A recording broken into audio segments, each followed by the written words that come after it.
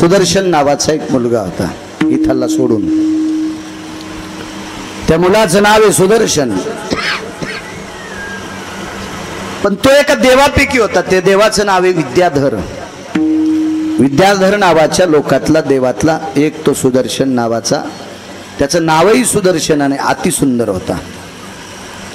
पण त्याला त्याच्या सुंदरपणाचा गर्व होता. त्याच्या सुंदरपणाचा गर्व असल्यामुळे ते बऱ्यापैकी लोकांची तो चेष्टा करायचा. देवानं जर आपल्याला सदृढ शरीर दिलं असेल तर कधी कधी दिव्यांग लोकांकडे पाहत असताना देवाचं कौतुक करायचं. देवा काय मला सुंदर शरीर दिलंस रे, त्याला बिचाऱ्याला चालता येत नाही. अशी करुणा जर भाकली तर अजून देव त्याला सदृढता देईल.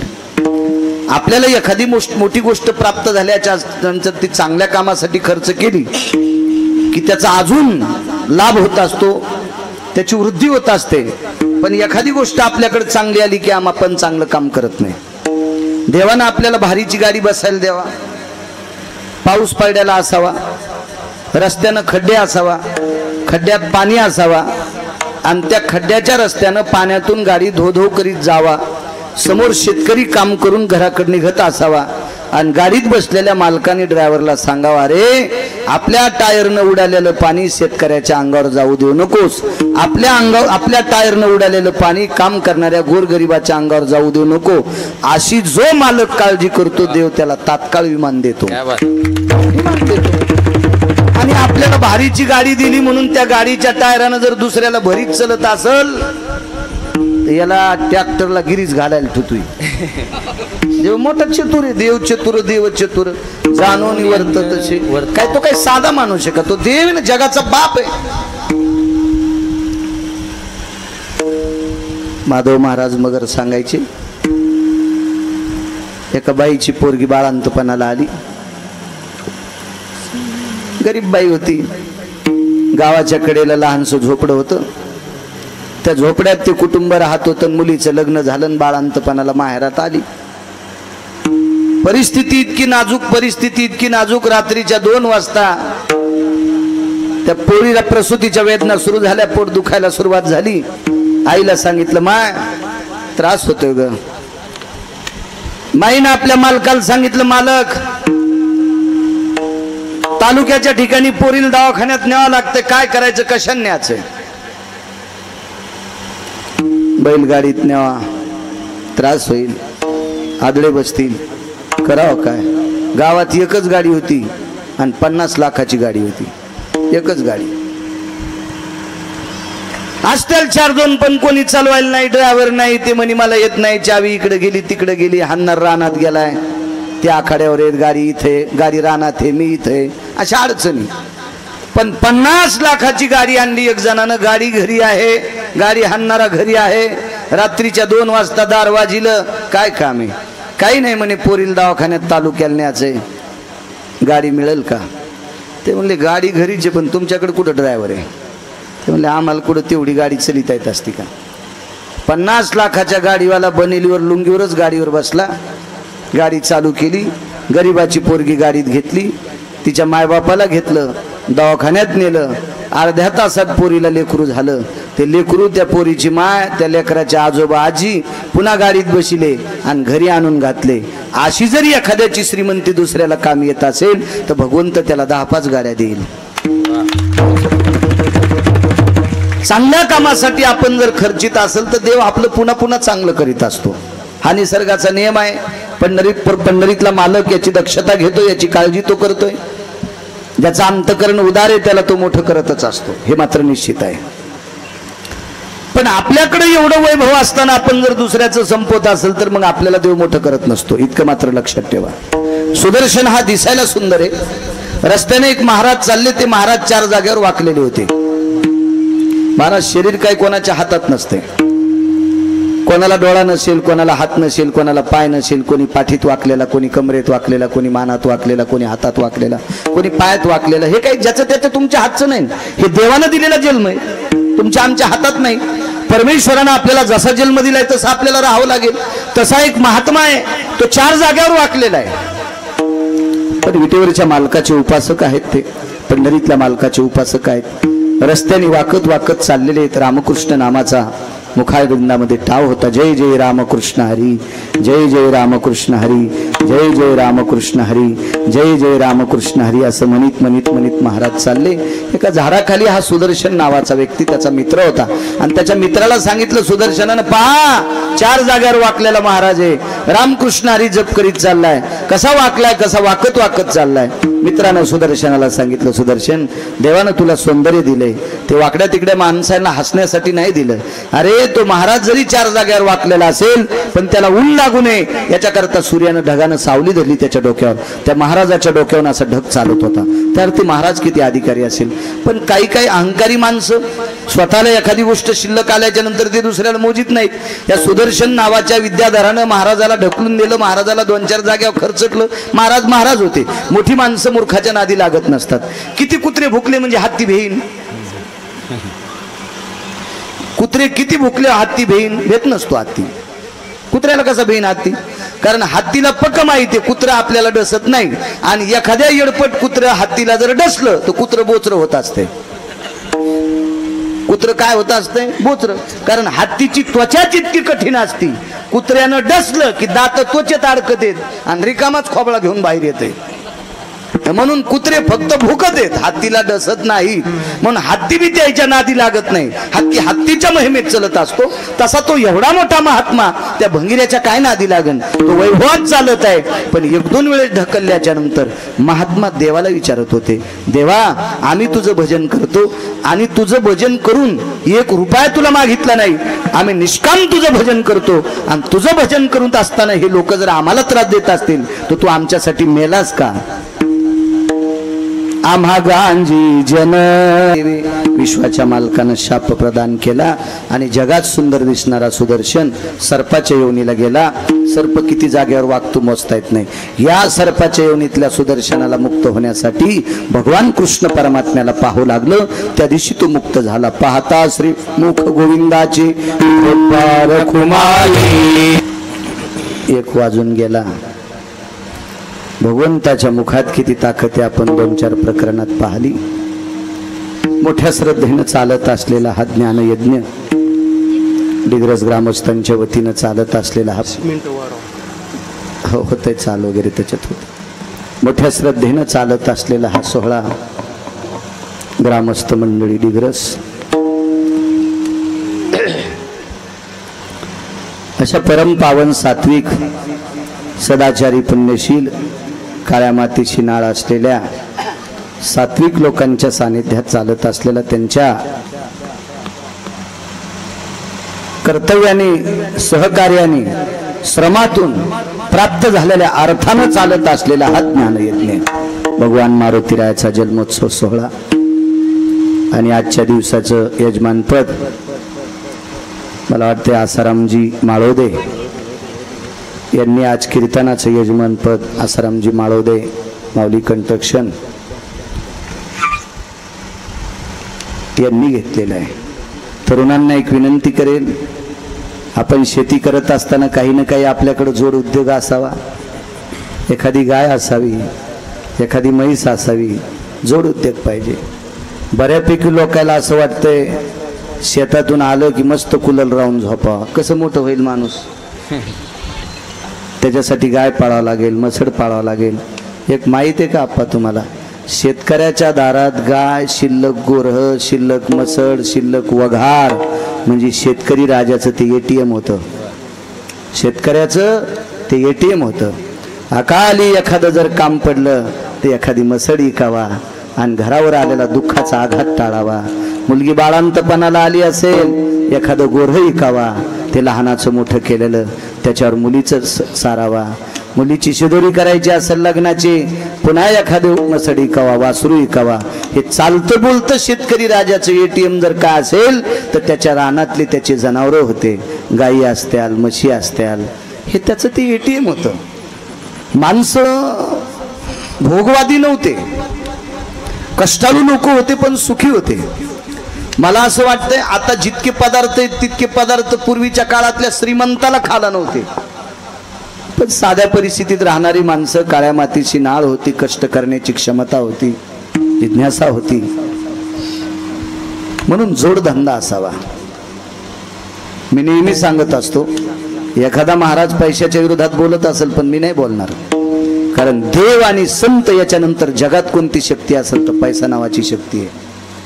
पैशाशिवाय एक पैशाची किंमत नाही. एक सोप्या भाषेत सांगू तुम्हाला, आपल्या रक्ताच्या नात्यातले हरामखोर पाहुणे आपलं वाजल्यावर आपल्याला पत्रिका देत नाहीत. आपल्या रक्ताच्या नात्यातले भडवे, नालायक, हरामखोर, बुजदिल अजूनही शिव्या देता येतात, पण ह्या पुढे आहेत म्हणून देत नाही. पुढच्या हे नालायक पाहुणे आपल्या रक्ताच्या नात्यातले, आपली परिस्थिती खराब असली ना आपल्याला पत्रिका देत नाहीत, आपल्याला मुळवाट्या देत नाहीत. धनवंता लागी सर्व मान्यता आहे जगी. आपलं बरं चाललं की सगळी माणसं आपल्या जवळ येत असतात सज्जनांनो. म्हणून 35 आतल्या तरुणांना सांगतो, आपल्या पोटाला 10 रुपयाचं लागत असेल तर दिवस माळेपर्यंत 80 रुपये कमिल्याशिवाय संध्याकाळची भाकरी खायची नाही. त्याला संसारात राहण्याची लायकी आहे, तो कुटुंबात राहण्याच्या लायकीचा आहे. आपल्याला 10 रुपयाचं खाला लागतं, रुपयाचं काम करीत नाही. याच्यात आणि बिळातल्या सर्पात काहीच फरक नाही. ते सरप तरी निदान भूक लागल्यावर किडे पिडे खातोय, यानं खाऊ खाऊ घरच्याच लोकांची किडे केले. उद्योग पाहिजे. बघा ते आसारामजी माळवदे, एक साधा माणूस, छोटा माणूस, या मातीत जन्म झाला, शहरात जाऊन उद्योग थाटला. आज बऱ्यापैकी त्यांचं अस्तित्व गोड आहे. असा काही ना काही उद्योग माणसाच्या पाठीमागा असावा. रिकामं नाही बसायचं, कधीच नाही रिकामं बसायचं. मला बसा वाटत नाही. मला ज्या दिवशी कीर्तन नाही त्या दिवशी मी भाकरी घेऊन शेतात जाणार, तिथं खाणार. मला एक जण म्हणला, बाळू महाराजाला चंद्राव घर बांधायचे. मोर तू काय म्हणले, झोपच न. हो, रातच्या प्रवासात, दिवसा प्रवासात एखादी कुठं कीर्तन रद्द झालं की निघालाच रानात. अरे माणूस कर्मभूमीवर आलो. झोपीनं जर आयुष्य वाढलं असतं तर अजगराची संख्या जास्त झाली असती. झोपीनं जर माणसाचं आयुष्य वाढलं असतं ना तर अजगराची संख्या जास्त झाली असती. तुम्ही एक लक्षात घ्या, लांबचं कशाला पाहता, या शेलूत बलाढ्य पैशावाली लोक सकाळी 5 वाजता रस्त्यावर पळायलेत. बलाढ्य, ज्याला त्यालाच माहित नाही आपले पैसे कुठे ठेवलेत, इतके पैसे आहेत त्यांच्याकडं. मी लांब जर कीर्तनाला जात असेल तिकडे पुण्याकडे, नाशिककडे, मुंबईकडे, तर सकाळी 3ला 4ला निघावं लागतंय. तर 4, 4:30 वाजता ही बलाढ्य पैशावाली श्रीमंत लोक सकाळी रोडवर येत. एकाव 1 11, एकाव 2 12, एकाव 3 13 पायी पायी पळायलेत. मग एवढ्या मोठ्या पैशावाले शरीराला सुख प्राप्त होण्यासाठी, व्यायाम करण्यासाठी रोडवर पळायलेत. आपल्याला 4-4, 2-2 एकर जमिनी आपल्या बापानं कमवून ठेवल्यात. पहाटे जर रानात जाऊन पाहिलं आणि 1 घंटाभर बांधावरले जर तण भाडं उपटिलं, गव्हातलं तण उपटिलं, ऊसातलं उपटिलं, कापसातलं उपटिलं, तर खुरपिण्याचा खर्च वाचन का नाही. पण इतकी मोकार टेकन चौघीत लुगडं एक, इतकी मोकार टेकन चौघीत लुगडं, शेलूतून फोन करतो, हात पला का तुळसाबाई, खुरपिणार नाही तुळसाबाई, झालं खुरपण. तिनं तसंच खुरपिलं. एका खुरप्यान गवत काढून दुसऱ्या खुरप्यान माती झाकली. रोजदारी पडली तिला 900 रुपये. हातात पैसे घेणं, साखरेच्या डब्यात टाकणं, साखरेच्या डब्यात पैसे टाकणं, पप्याच्या बापाला गवसणं, पप्याच्या बापानं लगेच पैसे घेणं, शुल्ला प्यायला जाणं. हे तिला बी पचत येत का? शेतकऱ्याचं एका खुरप्यान गवत काढून एका खुरप्यान गवत झाकलं, दुसऱ्या दिवशी सकाळी मातुड बाजूला सरकलं, गवत वरी आलं. ते कसे पैसे पचतील? म्हणून शेती ही रानात जावं लागते. आपल्याला योग आहे, आपण नशीबवान माणसं आहेत, आपण काळ्या मातीची धुंद आहे. सगळ्यांना नोकरी असा वाटते, तितका आपला प्रगल्भ विचार लागेल, आपल्याला डोकं त्या योग्यतेचं लागेल, आपली बुद्धी त्या पात्रतेची लागेल. साधी माणसं आहोत, आपल्या बापदाद्याने याच काळ्या मातीत राहून आपल्याला मोठं केलंय. आपण कधी कधी येडा करायला गेलं पाहिजे. आमच्या घरी एके दिवशी मला म्हणले, आपल्याला ती टोचायची चप्पल आणा. अण्णांचा आमच्याकडे जास्त संपर्क असतोय, अण्णा खूप असतात आमच्याकडे. आम्ही वारीला वगैरे अण्णा आम्ही सोबत असतो, महिन्याच्या 16च्या वारीला. तर ती टोचायची चप्पल घरात घाल, ॲक्युपंक्चर करते वाटते, ते ब्लड सर्क्युलेशन होते. टोचायची चप्पल तर ती काय 72 रुपयालाच येत होती. आता ती 72 रुपयाची चप्पल आणायला माझ्यासारख्याला कोणता अवघड आहे?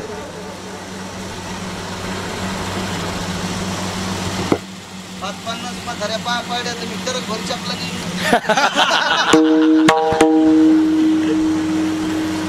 पण मी काय 72 रुपयाची चप्पल नेली. मला कीर्तन नव्हतं घड्याला सांगितलं 2 पाटे पळाट्याचे उपटून ठेवी चिमट्यानं. ते म्हणला ही पास करायची. मी म्हणलं सांगितलं तितकं ऐक. सगळी पास करायची पण 2 पाटे पळाट्याचे हे 6 आणि ते 6 आणि सडाचा 1 पाटा म्हणजे 13 तास तू चिमट्यानं उपटून ठेवी. जमा करू का? म्हणलं फक्त उपटून ठेवी. सांगितलं तितकं कर. आंबे खायचा आठवड्या मोजायला.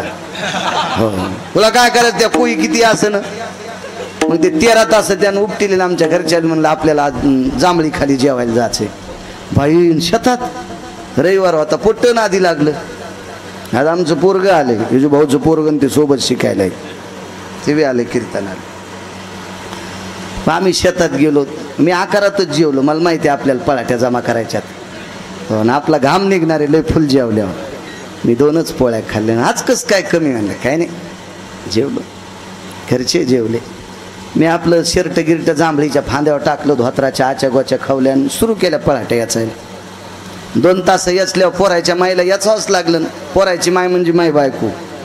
ते पुन्हा तुम्ही म्हणताले पोरायची माय कोणाला म्हणलं. मी 2 तास याचल्यावर 3ऱ्या तासाला तिला याचावंच लागलं. पण मग आता ते रानात असल्यामुळं ती चप्पल गिप्पल हेडगळू लागली. ती चप्पल ठेवा लागली. मला बूट ठेवा लागला. मग आता घरच्यानं 3 तास याचले. 6 वर्ष झाले तेव्हापासून मला म्हणल्यात नाही टोचायची चप्पल आणा. तिला माहिती टोचायची चप्पल आणा म्हणलं की पळाट्या उपटायला नेते पळाट्या याचायला नेते. गेलं पाहिजे रानात गेलं पाहिजे. काळ्या मातीत गेलं पाहिजे. तुम्हाला सांगतो ह्या डांबराच्या रोडवर 10 दिवस फिरण्यापेक्षा 1च घंटा बांधाव चप्पल काढून ठेवा आणि काळ्या मातीत कुठं मोठं तणभाड उपटा. सगळं ब्लड सर्क्युलेशन गोड होते. शरीरातले 5-25 हजार निघून जातात आणि आपल्या पोटासाठी उदिमय मिळतो. हे काम केलं पाहिजे शेतात जाऊन. उद्योगम वर्धन्ते लक्ष्मी. जितका आपण उद्योग करू तितकी आपली संपत्ती वाढेल. मान मर्यादा धनवंतालागी सर्व मान्यता आहे जगी. माणसाला मान मिळतो सन्मान मिळतो. आपल्या अडचणी सुद्धा भागून जातात. काम करायला पाहिजे. करणं गरजेचं आहे. काम केलं पाहिजे. काम महत्वाचा विषय. ते आसारामजी माळवदे गेले बिचारी शहराच्या ठिकाणी. बऱ्यापैकी उद्योग रचला आणि त्या उद्योगाच्या सूत्रानं आपला संसार बऱ्यापैकी त्यांचा माळवदेंचा चालत आहे. आणि त्यांच्यामुळे मला इथे येण्याचा योग आला. त्यांनाही धन्यवाद. ब्रह्मांडाचा मालक हा मथुरेत जन्माला आला. नंदाच्या घराला मजनेई गोकुळाला. तिथे मायेचा जन्म झालाय. मला ठेवा माया घेऊन या. उचलीला कमळापती पायीची बंधने गळती. डोक्यावर देवाला घेतलं. मंद मंद पाऊस पडत होता. वरती शेषानं सावली धरली. तुडुंब यमुना भरली. पुर चढला चाट त्याशी लाविला अंगुष्ट. दुभंगली यमुना माई पहिलं तिराला गेले. यशोदेच्या पलंगावर कृष्णाला ठेवलं. तिच्या पलंगावरची माया घेतली. वसुदेव मथुरेत आले. ती हातातली निसटली. तुझ लागी वधी उपजला मजाधी. इकडं गोकुळात आनंद गोकुळीच्या सुखा अंत पार नाही लेखा. बाळकृष्ण नंदा घरी आनंदल्या नरनारी. सगळे तात्विक सात्विक सदाचारी पुण्यशील पावन लोक भगवान गोकुळात आल्याच्या नंतर झाडांना आनंद, वाऱ्याला आनंद, दिशांना आनंद, भूमीला आनंद, त्या आकाशाला पण आनंद. भगवान पाहण्यासाठी सगळ्या गोपी जमल्या. त्या गोपीच्या गवळणी सगळ्या गोपी गवळणी यशोदेच्या घरी. वान भरून या ताटी नंदा घरी झाली दाटी. एक धावे एकी पुढे ताटी वाटी सुंट वडे. मग काय भगवंताला बघण्यासाठी आल्या. नंदराजा उदारा अंतकरणाचा होता. नंद जिको पुत्र भयो जय कन्हैया लाल की. हाती दिने घोडे दिने दिने दिने पालखी. नंद जिको पुत्र भयो जय कन्हैया लाल की. घोडे दिले, हत्ती दिले, भूदान सुवर्णदान नाना प्रकारचं दान नंदराजाने केलं. भगवान मोठे रांगू लागले. तळवे तळ हात टेकित डाव्या गुडघ्यानी रांगत. रांगत रंगणी चोरी तलोनी धावणी धरती गवळणी ओ. आणि मग भगवान परमात्मा चालू लागले. चालता चालता नाना प्रकारच्या खोड्या केल्या आणि काठीत धरू काठीत नाना प्रकारच्या खोड्या केल्या यशोदेनं सांगितलं आता जाई राणा सवे घेऊन गोधना पावा उंबडी घेऊन पायी मग सर्व गोपाळवनाच्या ठिकाणी वासराच्या पाठीमाग गायीच्या पाठीमाग भगवंतानं गायी वळल्या वासर वळल्या चला वळू गायी बैसू जेऊ एके ठाई बहु केली वनवन पाय पेटी झाला श्रीमज्ञानेश्वर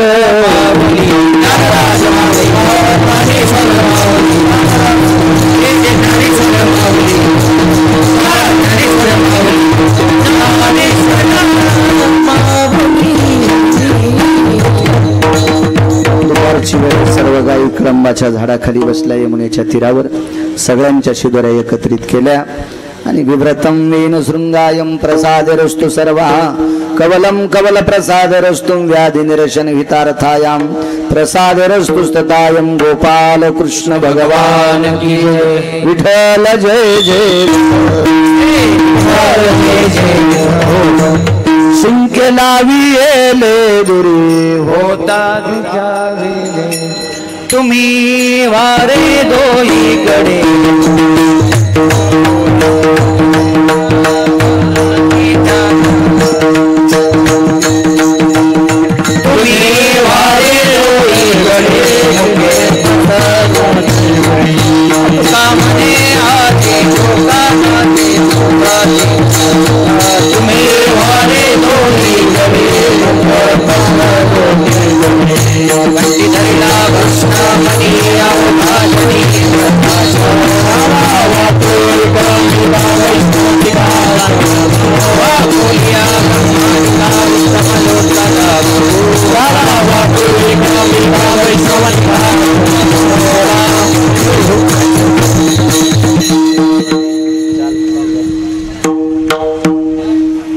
विठ्ठल महाराजांना